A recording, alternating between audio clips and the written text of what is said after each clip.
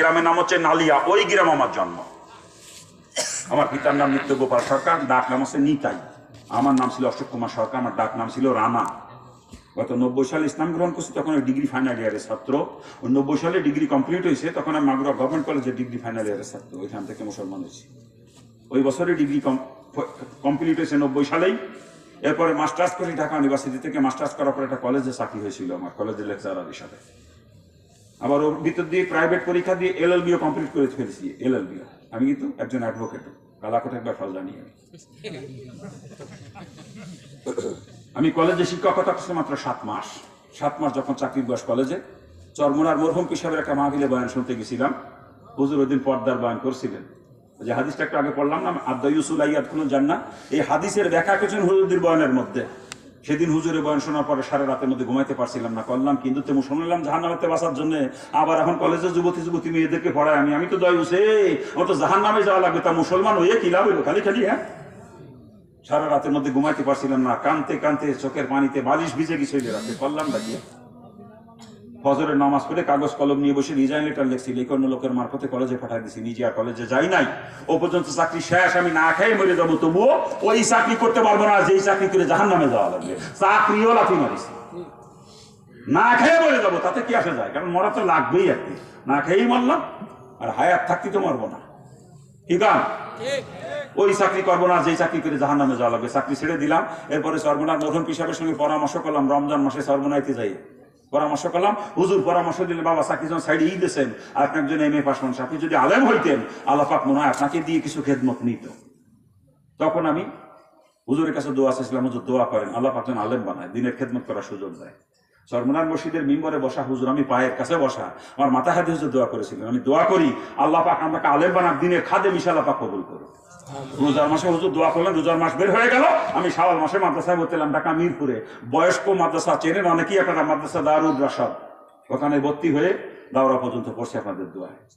বর্তমানে 3টা মাদ্রাসার পরিচালক আমি, 3টা মাদ্রাসা। তার ভিতরে 2টা মাদ্রাসা নিজে প্রতিষ্ঠা করছি, আর একটা মাদ্রাসা আমার জেলা মুজাহিদ কমিটি করছে, ওটার পরিচালকও আমারে বানাইছে। দোয়া করবেন আল্লাহ পাক যেন আমাদের খেদমত কবুল করে। আমার ইসলাম গ্রহণের পিছনে কোনো অলৌকিক ঘটনা নাই বাজান। আমি দীর্ঘদিন 3টা ধর্ম নিয়ে পড়াশোনা করছি, দীর্ঘদিন।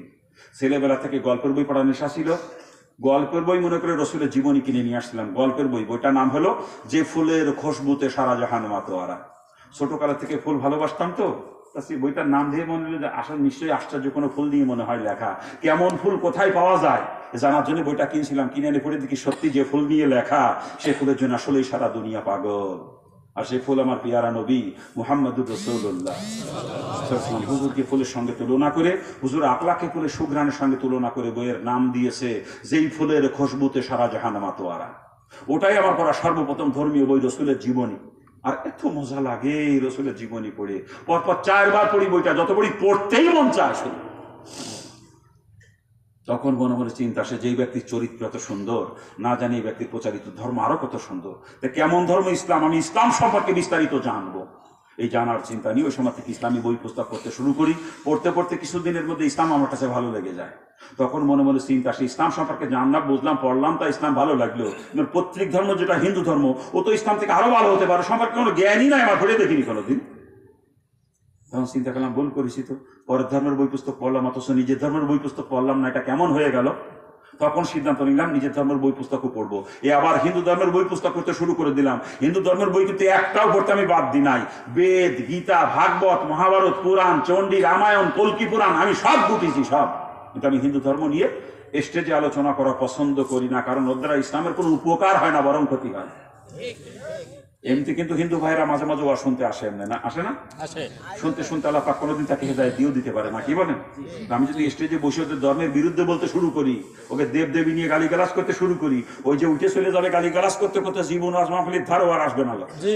এতে লাভ হলো না ক্ষতি হলো? ক্ষতি হলো। ওইগুলো স্টেজে কোনো আলোচনা করি না কোনোদিন। তবে যদি কোনো হিন্দু ভদ্রলোক আমার সঙ্গে আলোচনায় বসতে চান, আমি যে কোনো মুহূর্তে তো কিন্তু কন্ডিশন একটা, উনি যদি প্রমাণ করতে পারেন হিন্দু ধর্ম সত্য, আমি আবার সাথে সাথে হিন্দু হয়ে যাব। আর যদি আমি প্রমাণ করতে পারি ইসলাম ধর্ম সত্য, ওনার মুসলমান হতে হবে। এই কন্ডিশনে আপনাদের এলাকার কোনো হিন্দু ভদ্রলোক যদি বসতে চান আমার সঙ্গে, আমি যে কোনো মুহূর্তে তৈরি, আমাকে ফোন দেবেন, আমি চলে আসবো সাথে সাথে ইনশাআল্লাহ।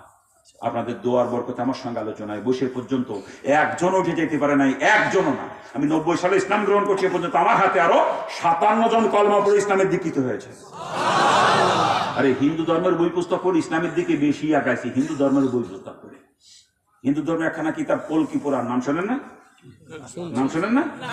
কল্কি পুরাণে ভবিষ্যৎবাণী করেছে সর্বশেষ অবতার যিনি হবেন তার নাম হবে কল্কি। কল্কি জন্মগ্রহণ করবে মরুভূমির দেশে এবং সে দেশের সর্বোচ্চ বংশে তার জন্ম হবে। মাতৃগর্ভে থাকতেই কল্কি পিতাহারা হবে, জন্মের কিছুদিন পরে মাকেও সে হারাবে। ছেলেবেলায় সবাই তাকে ভালোবাসবে, আদর করবে। যখনই বড় হয়ে অবতার রূপে ধর্ম প্রচার করতে শুরু করবে, আত্মীয় স্বজনরা শত্রু হয়ে যাবে, শেষ পর্যন্ত দেশের থেকে তাড়িয়ে দিবে। যে দেশে গিয়ে আশ্রয় নিবে সে দেশের মানুষ তাকে সাদরে গ্রহণ করবে। কল্কি অশ্বপৃষ্ঠে সওয়ার হয়ে তরবারি দ্বারা যুদ্ধ করবে। আর কল্কি অবতারের 4 জন প্রধান অনুচর থাকবে। এই কল্কি অবতার আবির্ভাবের পরে তাকে মেনে নেওয়াই সমস্ত বুদ্ধিমানের কাজ হবে। তার প্রচারিত ধর্মই সত্য ধর্ম বলে বিবেচিত হবে। চিনতে পারছেন কল্কি অবতারকে? চিনতে পারছেন? আরে কল্কি শব্দটা সংস্কৃত শব্দ, যার অর্থ হলো প্রশংসিত। কল্কি শব্দের অর্থ প্রশংসিত। মোহাম্মদ শব্দের অর্থ কি? কল্কি মানব প্রশংসিত, মোহাম্মদ মানব প্রশংসিত। নামে মিলে গেছে যেই কল্কি সেই মোহাম্মদ। কি কান? আমি সেই কল্কি অবতারকেই মেনে নিয়েছি, আর কিচ্ছু না। আবার খ্রিস্টান ধর্মের বই পুস্তক পড়তে বাদ দি নাই। খ্রিস্টান মিশনারিতে যোগাযোগ করে মিশনারিতে যত বই ছিল সব পড়েছি। ইনজিলের অনুবাদ করতে যে ওর মধ্যে আমি রসুলের আগমনের খবর পেয়ে গেলাম ইনজিলের মধ্যেও। আর ইনজিল তো আসমানি কিতাব, ওরা পরিবর্তন করছে, একটু যত পরিবর্তনই করুক আল্লাহ পাকে নিদর্শন মুছে ফেলে দিতে পারে নাই ওর থেকে। ওর মধ্যে রসুলের আগমনের খবর পেয়ে গেলাম। মানে সারা বিশ্বের খ্রিস্টানদের সঙ্গে চ্যালেঞ্জ দিয়েছি, যদি কোনো খ্রিস্টান আমার সঙ্গে আলোচনায় বসে প্রমাণ করতে পারে যে খ্রিস্ট ধর্ম এখনো সত্য আছে, আমি সাথে সাথে খ্রিস্টান হব।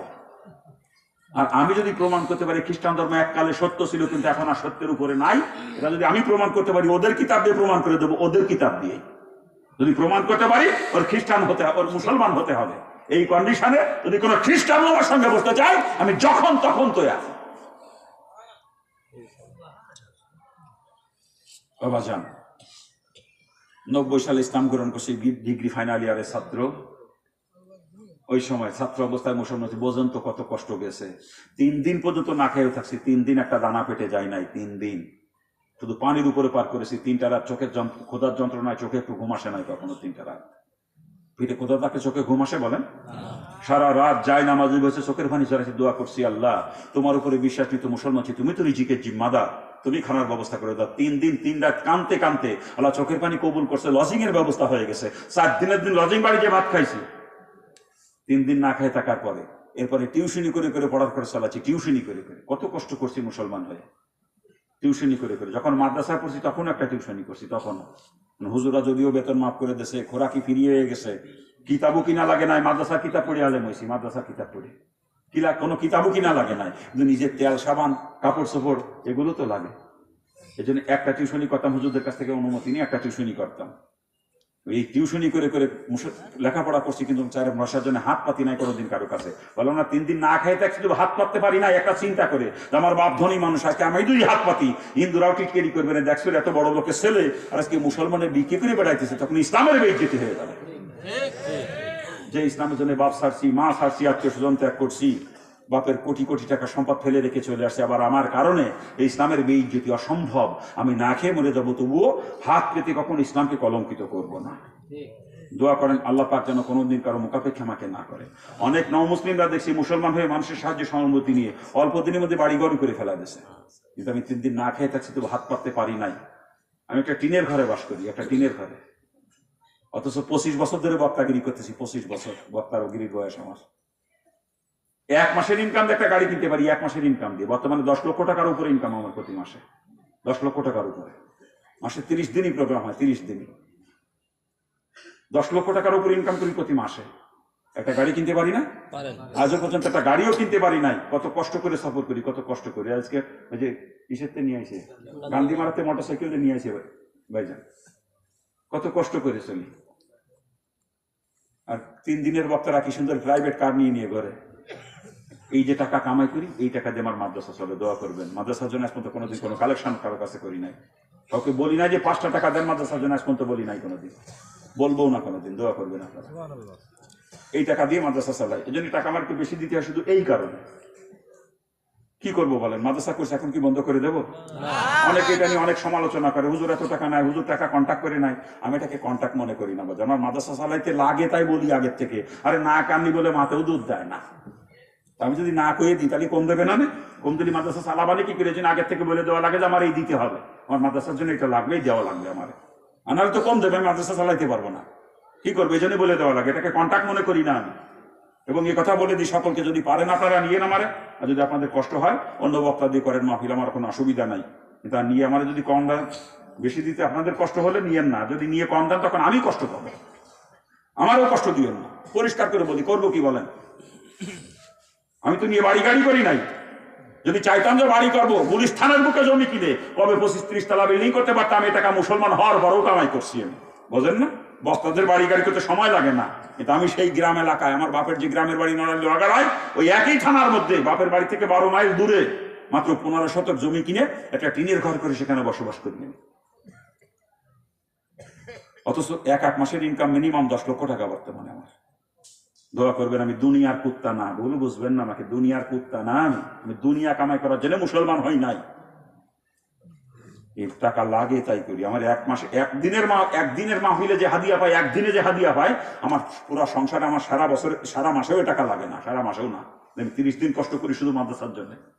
এই আজকেও কত কথাবার্তা কইলে বসে বসে হুজুর একটা খাদেম রাখেন না সাথে, ওই আলেমুল আমার মসজিদে বসে, একটা খাদেম যদি রাখি, আমার যে গাড়ি ভাড়া যায় তার পিছনে সেই টাকা চলে যাবে। আমি হোটেলে খাই, তারে খাওয়ানো লাগবে, আবার সে বেচার আমার সাথে সাথে করবে, তার সংসার খরচও তোমার দেওয়া লাগবে নাকি? কার এতে সংসার খরচ দিয়ে, গাড়ি ভাড়া দিয়ে, খাওয়া খরচ দিয়ে 40-50 হাজার টাকা খাদেমের পিছনে চলে যায় মাসে। আমি 40-50 হাজার টাকা খাদেমের পিছনে খরচ করি না, একা একা কষ্ট করে চলি। ওই 40-50 হাজার টাকা আমার মাদ্রাসায় খরচ করি। আমি কষ্ট করি শুধু মাদ্রাসার জন্য। দোয়া করবেন আল্লাহ পাক যেন আমার মাদ্রাসা কবুল করে। আমি মাদ্রাসার জন্য কোনোদিন কারো কাছে হাত পাতি নাই, নিজের জন্য কোনোদিন হাত পাতি নাই। তবে আজকে তো হাত আপনাদের কাছে পাতবো, আগের থেকে নিয়ত করছি, যদি হাত পাতি